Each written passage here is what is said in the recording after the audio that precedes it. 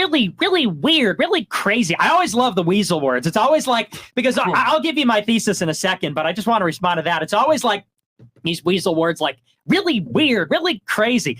I'll tell you what's not crazy. Jews have been a diaspora people for 2,000 years. In the last 150 years, they have made an effort to resettle Palestine, which they consider their holy land, they consider their historic homeland.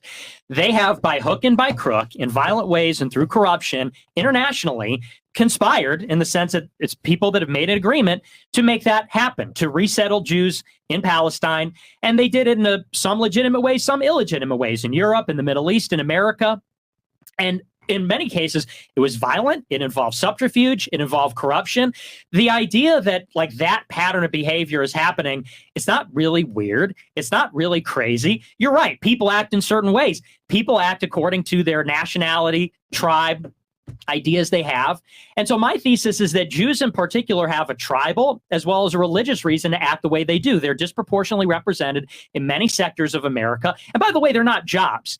Saying that banking is a job? Give me a break, right? Exactly. Well, banking is, but owning all the banks. Owning a bank is the job. Owning all the banks is not a job. You may get an Asian programmer, an Asian IT guy, because Asians are good at math disproportionately. That's true.